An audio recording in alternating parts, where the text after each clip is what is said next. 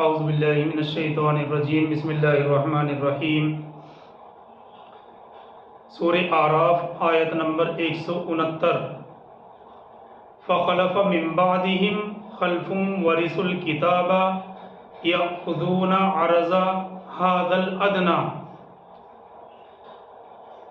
فخلف من بعدہم خلف ورثوا الکتاب یأخذون عرض ھذا الادنی، پھر ان کے پیچھے آئے ناخلف جو وارث بنے کتاب کے، جو اس حقیر دنیا کے ساز و سامان ہی کو حاصل کرتے ہیں۔ فخلف من بعدہم خلف ورثوا الکتاب یأخذون عرض ھذا الادنی، پھر ان کے پیچھے آئے ناخلف جو وارث بنے کتاب کے، جو اس حقیر دنیا کے ساز و سامان ہی کو حاصل کرتے ہیں۔ یعنی وہ لوگ ایسے ہیں جو حلال اور حرام سے بے نیاز ہو کر دنیاوی فائدوں کے پیچھے پڑے ہوئے ہیں، ان کو آخرت کے بارے میں کسی قسم کا خوف اور ڈر نہیں ہے۔ اور آگے اللہ تعالیٰ فرماتے ہیں وَيَقُولُونَ سَيُغْفَرُ لَنَا، اور کہتے ہیں کہ ہمیں تو بخش ہی دیا جائے گا۔ یعنی ان کا کہنا یہ ہے کہ ہم حضرت ابراہیم علیہ السلام کی نسل سے ہیں، پیغمبروں کی اولاد ہیں، اللہ کے چہیتے اور لاڈلے ہیں، ہماری بخشش تو یقینی ہے، ہمارے لیے سب معاف ہے۔ تو صرف یہی نہیں کہ انہوں نے کتاب کو یعنی کتاب توریت کو دنیا کے حقیر ساز و سامان حاصل کرنے کا ذریعہ بنا لیا، بلکہ اوپر یہ بھی کہتے ہیں کہ ہمیں تو بخش ہی دیا جائے گا کیونکہ ہم حضرت ابراہیم علیہ السلام کی نسل سے ہیں، پیغمبروں کی اولاد ہیں، اور کہتے ہیں کہ ہم اللہ کے چہیتے ہیں، ہماری بخشش تو یقینی ہے، ہمارے لیے سب کچھ معاف ہے۔ آگے اللہ تعالیٰ فرماتے ہیں وَإِن يَأْتِهِمْ عَرَضٌ مِثْلُهُ يَأْخُذُوهُ، اگر ایسا ہی اور سامان بھی ان کو دے دیا جائے تو وہ بھی لے لیں گے۔ وَإِن يَأْتِهِمْ عَرَضٌ مِثْلُهُ يَأْخُذُوهُ، اگر ایسا ہی سامان اور بھی ان کو دے دیا جائے تو وہ بھی لے لیں گے۔ یہ سب بنی اسرائیل سے متعلق گفتگو ہو رہی ہے۔ آگے اللہ تعالیٰ فرماتے ہیں أَلَمْ يُؤْخَذْ عَلَيْهِمْ مِيثَاقُ الْكِتَابِ أَلَّا يَقُولُوا عَلَى اللَّهِ إِلَّا الْحَقَّ وَدَرَسُوا مَا فِيهِ، کیا ان سے عہد نہیں لیا گیا تھا کتاب یعنی کتاب توریت کے بارے میں کہ نہیں منسوخ کریں گے اللہ کی طرف کوئی بات مگر حق، وَدَرَسُوا مَا فِيهِ، اور انہوں نے پڑھ بھی لیا تھا جو کچھ اس میں تھا۔ وَالدَّارُ الْآخِرَةُ خَيْرٌ لِلَّذِينَ يَتَّقُونَ أَفَلَا تَعْقِلُونَ، یقیناً آخرت کا گھر بہتر ہے ان لوگوں کے لیے جنہوں نے تقوی کی روش اختیار کی، تو کیا تم عقل سے کام نہیں لیتے؟ اللہ تعالیٰ فرماتے ہیں اور انہوں نے پڑھ بھی لیا تھا جو کچھ اس میں تھا، یعنی کتاب توریت میں تھا۔ وَالدَّارُ الْآخِرَةُ خَيْرٌ لِلَّذِينَ يَتَّقُونَ أَفَلَا تَعْقِلُونَ، اور یقیناً آخرت کا گھر بہتر ہے ان لوگوں کے لیے جنہوں نے تقوی کی روش اختیار کی، تو کیا تم عقل سے کام نہیں لیتے ہو؟ دیکھیے یہ آیت 169 اس کی تھوڑی لفظی تحقیق کرتے ہیں۔ دیکھیے آیت میں ہے ورثوا الکتاب، ورثو وراثت سے نکلا ہے، ہم جانتے ہی ہیں، یعنی وہ چیز جو مرنے والے کے بعد زندہ رہنے والے کو ملتی ہے اس کو میراث اور وراثت کہا جاتا ہے۔ مطلب یہ ہے کہ یہ کتاب یعنی کتاب توریت ان لوگوں کو اپنے بڑوں کی وراثت میں مل گئی، یعنی ان کے بڑوں کے مرنے کے بعد ان لوگوں کے ہاتھ میں آ گئی۔ دوسرا جملہ ہے عرض ھذا الادنی، لفظ عرض سامان کے معنی میں بولا جاتا ہے، عرض کا مطلب سامان جو نقد کے مقابلے میں نقد کے بدلے میں خریدا جاتا ہے. اور کبھی یہ لفظ یعنی لفظ عرض مطلقاً مال کے معنی میں بھی استعمال کیا جاتا ہے. اور تفسیر مظہری میں یہی ہے کہ اس جگہ یہاں عام معنی مراد لیے گئے ہیں، اور اس جگہ لفظ مال کو عرض کہنے سے اس طرف اشارہ ہے کہ دنیا کا مال چاہے کتنا ہی ہو ناپائیدار اور عارضی ہوتا ہے. دنیا کے اندر کسی بھی انسان کو کتنا ہی مال حاصل ہو جائے، دنیا کا مال چاہے کتنا ہی ہو ناپائیدار اور عارضی ہوتا ہے. تو بہرحال یہ لفظ یعنی لفظ عرض اس کے معنی سامان کے آتے ہیں جو نقد کے بدلے میں خریدا جاتا ہے. اور کبھی لفظ عرض مطلقاً مال کے معنی میں بھی استعمال کیا جاتا ہے. اور تفسیر مظہری میں یہی ہے کہ اس جگہ یہی عام معنی مراد ہیں، اور اس جگہ لفظ مال کو عرض کہنے سے اس طرف اشارہ کیا گیا ہے کہ دنیا کا مال چاہے کتنا ہی ہو ناپائیدار اور عارضی ہوتا ہے. اسی طرح سے اس آیت میں استعمال کیا گیا ہے حاضل ادنا یہ دنون سے نکلا ہے، مشتق ہے، قریب کے معنی میں استعمال کیا جاتا ہے. دنا یدنو دنون سے نکلا ہے یعنی قریب کے معنی میں استعمال کیا جاتا ہے. اس صورت میں ادنا کے معنی ہوئے اقرب یعنی زیادہ قریب کے معنی ہو جائیں گے. اور اسی سے مؤنث آتا ہے اس کا دنیا. ادنا کا مؤنث آتا ہے دنیا جس کے معنی بھی قریب کے ہیں. اور آخرت کے مقابلے میں یہ جہاں اور یہ عالم انسانوں سے کیونکہ زیادہ قریب ہے اسی لیے اس کو دنیا کہا جاتا ہے. یہ لفظی تحقیق ہے. اور دوسرا احتمال مفسرین نے یہ بھی بیان کیا ہے کہ ہو سکتا ہے کہ یہ لفظ دناعت سے نکلا ہو جس کے معنی آتے ہیں ذلیل اور حقیر کے. تو دنیا اور اس کے سب سامان، تو اب مطلب یہ ہوگا کہ دنیا اور اس کے سب سامان یہ آخرت کے مقابلے میں ذلیل اور حقیر ہیں، اس لیے اس کو ادنا اور دنیا کہا گیا ہے. اب آیت کا مطلب دیکھتے ہیں کہ دیکھیں اس سے پہلی آیت میں الفاظ آئے تھے منہم الصالحون ومنہم دون ذالک. تو اسی کے تحت اب اس آیت کا مطلب دیکھتے ہیں کہ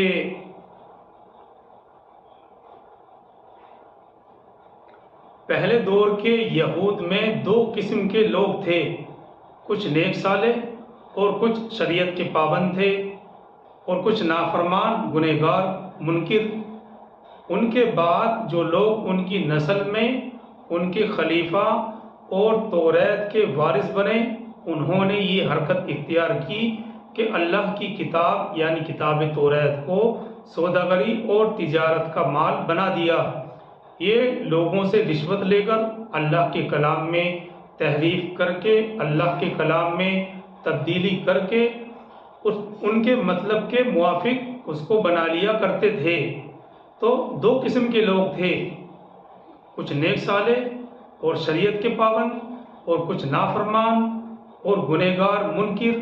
ان کے بعد جو لوگ ان کی نسل میں ان کے خلیفہ بنے، جانشین بنے اور توریت کے اٹھانے والے بنے، انہوں نے یہ حرکت اختیار کی کہ اللہ کی اس کتاب کو سوداگری اور تجارت کا مال بنا دیا. لوگوں سے رشوت لے کر اللہ کے کلام میں تبدیل کر کے اس کو ان کے مطلب کے موافق بنا لیا کرتے تھے. اور صرف یہی نہیں، مزید جرأت یہ کرتے تھے کہ یہ کہتے تھے کہ اگرچہ ہم نے یہ گناہ کیا ہے مگر یہ گناہ ہمارا بخش دیا جائے گا، یہ گناہ ہمارا بخش دیا جائے گا، معاف کر دیا جائے گا. آگے چلتے ہیں آیت 170 کی طرف. اللہ تعالیٰ فرماتے ہیں وَالَّذِينَ يُمَسِّكُونَ بِالْكِتَابِ وَأَقَامُوا الصَّلَاةَ انا لا نضيع اجر المصلحین، اور جن لوگوں نے کتاب کو مضبوطی سے تھامے رکھا اور نماز قائم کی تو یقیناً ہم ایسے مصلحین کا اجر ضائع نہیں کریں گے۔ والذین یمسکون بالکتاب واقاموا الصلاۃ انا لا نضيع اجر المصلحین، اور جن لوگوں نے کتاب کو مضبوطی سے تھامے رکھا اور نماز قائم کی تو یقیناً ہم ایسے مصلحین کا اجر ضائع نہیں کریں گے۔ یعنی بنی اسرائیل میں نیک لوگ آخری وقت تک ضرور رہے ہوں گے، ان کے بارے میں ہی کہا جا رہا ہے کہ ان کا اجر ہم کسی صورت میں ضائع نہیں کریں گے۔ آگے چلتے ہیں آیت نمبر 171 کی طرف۔ اللہ تعالیٰ فرماتے ہیں وَإِذْ نَتَقْنَا الْجَبَلَ فَوْقَهُمْ كَأَنَّهُ ظُلَّةٌ وَظَنُّوا أَنَّهُ وَاقِعٌ بِهِمْ، اور یاد کرو جب کہ ہم نے پہاڑ کو ان کے اوپر سے ایسے اٹھا دیا تھا جیسے سائبان ہو، اور انہیں لگتا تھا کہ وہ اب ان کے اوپر گرنے ہی والا ہے۔ وَإِذْ نَتَقْنَا الْجَبَلَ فَوْقَهُمْ كَأَنَّهُ ظُلَّةٌ وَظَنُّوا أَنَّهُ وَاقِعٌ بِهِمْ، اور یاد کرو کہ جب ہم نے پہاڑ کو ان کے اوپر ایسے اٹھا دیا تھا جیسے سائبان ہو، اور انہیں لگتا تھا کہ وہ اب ان کے اوپر گرنے ہی والا ہے۔ آگے اللہ تعالیٰ فرماتے ہیں خُذُوا مَا آتَيْنَاكُمْ بِقُوَّةٍ وَاذْكُرُوا مَا فِيهِ لَعَلَّكُمْ تَتَّقُونَ، یعنی ہم نے ان سے اس وقت کہا تھا کہ تھام لو اس کو مضبوطی سے جو ہم نے تمہیں دیا ہے۔ خُذُوا مَا آتَيْنَاكُمْ بِقُوَّةٍ، لفظی ترجمہ تو ہے پکڑ لو اس کو جو ہم نے تم کو دیا ہے مضبوطی سے، یعنی ہم نے اس وقت ان سے کہا تھا کہ تھام لو اس کو مضبوطی سے جو ہم نے تمہیں دیا ہے، اور جو کچھ اس میں ہے اس کو یاد رکھو تاکہ تم پرہیزگار بن جاؤ۔ اس آیت 171 میں جس واقعے کی طرف اشارہ کیا گیا ہے اس کا تاریخی پس منظر معرف القرآن نے کچھ اس طرح سے بیان کیا ہے کہ جب بنی اسرائیل کی فرمائش کے مطابق حضرت موسیٰ علیہ السلام نے اللہ تعالیٰ سے کتاب اور شریعت مانگی، اور دستور کے مطابق 40 راتوں کا اعتکاف کوہ طور پر کرنے کے بعد اللہ تعالیٰ کی یہ کتاب ان کو ملی، تو بنی اسرائیل کو یہ کتاب سنائی گئی، تو اس میں بہت سے احکام اس طرح پائے گئے جو ان کی طبیعت اور سہولت کے خلاف تھے۔ ان کو سن کر یہ لوگ انکار کرنے لگے کہ ہم سے تو ان احکام پر عمل نہیں ہو سکتا۔ جب انہوں نے شریعت اور کتاب مانگی تھی تو دستور کے مطابق جیسا کہ پہلے بیان کیا جا چکا کہ 40 راتوں کا اعتکاف کوہ طور پر کرنے کے بعد اللہ تعالیٰ کی یہ کتاب ان کو ملی اور بنی اسرائیل کو یہ کتاب سنائی گئی، تو اس میں بہت سے احکام اس طرح پائے گئے جو ان کی طبیعت اور ان کی سہولت کے خلاف تھے۔ ان کو سن کر یہ لوگ انکار کرنے لگے کہ ہم سے تو ان احکام پر عمل نہیں ہو سکتا۔ اس وقت اللہ سبحانہ و تعالیٰ نے جبرائیل امین کو حکم دیا تھا کہ انہوں نے کوہ طور کو اس بستی پر معلق کر دیا جس میں یہ بنی اسرائیل بسے ہوئے تھے، آباد تھے، اور اس کا رقبہ تاریخی روایتوں میں 3 مربع میل تک بیان کیا گیا ہے۔ اس طرح ان لوگوں نے موت کو اپنے سامنے کھڑا ہوا دیکھا تو سب کے سب سجدے میں گر گئے اور توریت کے احکام کی پابندی کرنے کا عہد انہوں نے کر لیا، لیکن اس کے باوجود پھر بار بار وہ خلاف ورزی ہی کرتے رہے۔ بہرحال سورہ اعراف کی اس آیت یعنی آیت 171 پر پہنچ کر بنی اسرائیل سے یہ خطاب مکمل ہو جاتا ہے، اور بعد کے کئی رکوعات میں تقریر کا رخ عام انسانوں کی طرف پہنچ رہا ہے، عام انسانوں کی طرف پھر رہا ہے، جس میں خصوصیت کے ساتھ روئے سخن ان لوگوں کی جانب ہے جو براہ راست نبی اکرم صلی اللہ علیہ وسلم کے ساتھ تھے۔ تو بہرحال یہاں تک یعنی سورہ اعراف کی آیت 171 پر پہنچ کر بنی اسرائیل سے جو یہ لمبا خطاب چل رہا تھا مکمل ہو جاتا ہے، اور بعد کے کئی رکوعات میں تقریر کا رخ عام انسانوں کی طرف پھر رہا ہے، جس میں خصوصیت کے ساتھ روئے سخن ان لوگوں کی جانب ہے جو براہ راست نبی صلی اللہ علیہ وسلم کے ساتھ تھے۔ اگلی آیت میں جانے سے پہلے یہ ذہن میں رہنا چاہیے کہ اوپر کا جو سلسلہ کلام ہے، یعنی بنی اسرائیل سے متعلق جو اوپر کا سلسلہ کلام ہے، اس آیت پر آ کر ختم ہوا کہ اللہ تعالیٰ نے بنی اسرائیل سے بندگی اور اطاعت کا عہد لیا۔ اب عام انسانوں کی طرف رک کر کے تمام انسانوں کو، گویا کہ تمام انسانیت کو یہ بتلایا جا رہا ہے کہ بنی اسرائیل ہی کی کوئی خصوصیت نہیں ہے، کہ یہ سب بنی اسرائیل کی ہی کوئی خصوصیت نہیں ہے، در حقیقت اصل میں تم سب اپنے خالق اور مالک کے ساتھ ایک عہد اور ایک میثاق میں بندھے ہوئے ہو، اور تمہیں ایک دن جواب دینا ہے کہ اس عہد کی تم نے کہاں تک پاسداری کی تھی، اس عہد کو تم نے کہاں تک، اس عہد کی تم نے کہاں تک پابندی کی تھی۔ تو بہرحال یہ صرف بنی اسرائیل کی ہی کوئی خصوصیت نہیں ہے، در حقیقت اصل میں تم سب یعنی تمام انسانیت اپنے خالق اور مالک کے ساتھ ایک عہد اور ایک میثاق میں بندھی ہوئی ہے، اور تمام انسانیت کو ایک دن جواب دینا ہے کہ اس عہد کی کہاں تک تم نے پابندی کی تھی۔ پہلے اگلی آیت کا ترجمہ دیکھتے ہیں، اگلی آیت 172 کا ترجمہ دیکھتے ہیں۔ اللہ تعالیٰ فرماتے ہیں وَإِذْ أَخَذَ رَبُّكَ مِن بَنِي آدَمَ مِن ظُهُورِهِمْ، اس کا اجمالی طور پر پہلے بھی بیان آ چکا ہے، یہاں پر تفصیلی بیان ہے۔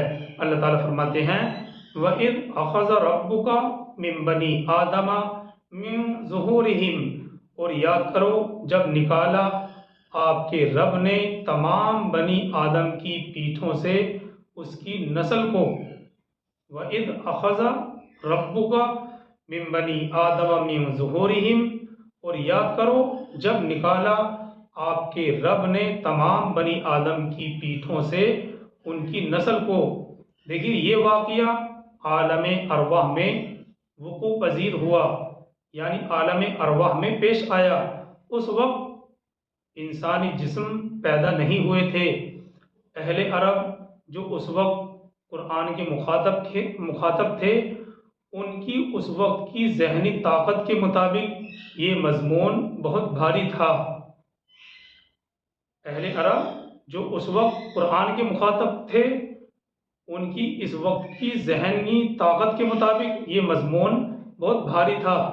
اس مضمون کو بیان کرنے کی ایک صورت تو یہ تھی کہ پہلے ان کو تفصیل سے بتلا دیا جاتا کہ انسانوں کی پہلی تخلیق عالم ارواح میں ہوئی تھی، اور دنیا میں طبعی جسموں کے ساتھ جو یہ جسم ملا ہے، طبعی جسم، یہ دوسری تخلیق ہے، اور پھر انہیں بتایا جاتا کہ یہ عہد ان سے عالم ارواح میں لیا گیا تھا۔ تو اس صورت کو اختیار کرنے کے بجائے، ایک صورت تو یہ تھی جو کہ بڑی لمبی صورت تھی، اس صورت کو اختیار کرنے کے بجائے قرآن نے اس مضمون کو آسان الفاظ میں بیان کرنے کے لیے عام انداز میں بیان کیا ہے کہ جب ہم نے نسل آدم کی تمام ذریت کو ان کی پیٹھوں سے نکالا، یعنی قیامت تک اس دنیا میں جتنے بھی انسان آنے والے تھے، تمام انسانوں کی روحیں وہاں موجود تھیں۔ وَأَشْهَدَهُمْ، اگلے الفاظ ہیں وَأَشْهَدَهُمْ عَلَىٰ أَنفُسِهِمْ أَلَسْتُ بِرَبِّكُمْ، اور ان کو گواہ بنایا خود انہی کے اوپر۔ وَأَشْهَدَهُمْ عَلَىٰ أَنفُسِهِمْ أَلَسْتُ بِرَبِّكُمْ، اور ان کو گواہ بنایا خود ان کے اوپر، اور سوال کیا کیا میں تمہارا رب نہیں ہوں، کیا میں تمہارا پروردگار نہیں ہوں؟ قالوا بلا شہدنا، انہوں نے کہا کیوں نہیں، ہم اس پر گواہ ہیں۔ لیکن آیت میں جو ذریت کا لفظ ہے، اس سے اشارہ کیا گیا ہے اس بات کی طرف کہ یہ عہد تمام لوگوں کے لیے عام اور شامل تھا جو حضرت آدم علیہ السلام کے واسطے سے اس دنیا میں آنے والے تھے۔ تمام انسانیت کو مخاطب کر کے یہ بات کہی جا رہی ہے۔ ذریتہم، یعنی اس لفظ سے یہ اشارہ ہے کہ یہ عہد ان تمام لوگوں کے لیے عام اور شامل تھا جو آدم علیہ السلام کے واسطے سے اس دنیا کے اندر آنے والے تھے۔ حدیثی روایتوں میں اس عہد ازل کی مزید کچھ تفصیلات آئی ہیں۔ جو حدیثی روایتیں ہیں، روایتوں میں بھی اس عہد ازل کی مزید تفصیلات آئی ہیں۔ جی ہاں، امام مالک، ابو داؤد، ترمذی اور امام احمد ابن حنبل نے 4 کتابوں کے حوالے سے امام مالک، ابو داؤد، ترمذی اور امام احمد نے مسلم بن یسار کی روایت سے نقل کیا ہے کہ کچھ لوگ حضرت فاروق اعظم رضی اللہ تعالیٰ عنہ کے پاس آئے اور کچھ لوگوں نے حضرت فاروق اعظم سے اس آیت کا مطلب پوچھا، تو آپ نے فرمایا کہ رسول اللہ صلی اللہ علیہ وسلم سے بھی اس آیت کے بارے میں سوال کیا گیا تھا، اس آیت کے بارے میں پوچھا گیا تھا۔ آپ سے جو جواب میں نے سنا ہے وہ میں آپ کو بتا رہا ہوں۔ وہ یہ کہ اللہ نے پہلے آدم علیہ السلام کو پیدا کیا، پھر اپنا دست مبارک ان کی پیٹھ پر پھیرا تو ان کی پشت سے جو نیک انسان پیدا ہونے والے تھے وہ نکل آئے، تو فرمایا اللہ تعالیٰ نے میں نے ان کو جنت کے لیے پیدا کیا ہے اور یہ جنت ہی کے کام کریں گے۔ پھر دوسری مرتبہ ان کی پشت پر دست قدرت پھیرا تو جتنے گنہگار بدکار انسان ان کی نسل سے پیدا ہونے والے تھے ان کو نکال کھڑا کیا اور فرمایا میں نے ان کو دوزخ کے لیے پیدا کیا ہے اور یہ دوزخ میں جانے والے ہی کام کریں گے۔ صحابہ میں سے ایک شخص کھڑے ہوئے، عرض کیا یا رسول اللہ، جب پہلے ہی جنتی اور دوزخی پیدا کر دیے گئے تو پھر عمل کس مقصد کے لیے کرایا جاتا ہے؟ ان صحابی کو یہ بات ہضم نہیں ہوئی، فوراً کھڑے ہو کر عرض کیا یا رسول اللہ، جب پہلے ہی جنتی اور دوزخی پیدا کر دیے گئے تو پھر عمل کس مقصد کے لیے کرایا جاتا ہے؟ آپ نے فرمایا کہ جب اللہ تعالیٰ کسی کو جنت کے لیے پیدا فرماتے ہیں تو وہ اہل جنت ہی کے کام کرنے لگتا ہے، یہاں تک کہ اس کا خاتمہ کسی ایسے ہی کام پر ہوتا ہے جو اہل جنت کا کام ہوتا ہے۔ اور جب اللہ سبحانہ و تعالیٰ کسی کو دوزخ کے لیے پیدا کرتے ہیں تو وہ دوزخ ہی کے کام میں لگ جاتا ہے، یہاں تک کہ اس کا خاتمہ بھی کسی ایسے کام پر ہو جاتا ہے جو اہل جہنم کا کام ہے۔ بہرحال یہ روایت ہے جس کو امام مالک، ابو داؤد، ترمذی اور امام احمد نے نقل کیا ہے۔ مطلب آیت کا یہی ہے کہ جب انسان کو معلوم نہیں ہے کہ وہ کس طبقے میں داخل ہے، اس کو اپنی طاقت ایسے کاموں میں خرچ کرنی چاہیے جو اہل جنت کے کام ہے، اور یہ امید رکھنی چاہیے کہ وہ اہل جنت ہی میں سے ہوگا۔ جب انسان کو یہ معلوم ہی نہیں کہ وہ کس طبقے کے اندر شامل ہے تو اس کو جہاں تک ہو سکے اپنی طاقت کے مطابق اپنی طاقت ایسے کاموں میں خرچ کرنی چاہیے جو اہل جنت کے کام ہے، اور اللہ سبحانہ و تعالیٰ سے یہ امید رکھنی چاہیے کہ وہ انہی میں سے ہوگا۔ اس عہد الس کے بارے میں تھوڑی وضاحت اور بھی ہے، انشاءاللہ اس کو کل کریں گے۔ اللہ تعالیٰ ہم سب کو عمل صالحہ کی توفیق عطا فرمائے۔ سبحان اللہ و بحمدہ، سبحانک اللہم و بحمدک، نشہد ان لا الہ الا انت ونستغفرک ونتوب الیک۔ سبحان ربک رب العزۃ عما یصفون وسلام علی المرسلین والحمد للہ رب العالمین۔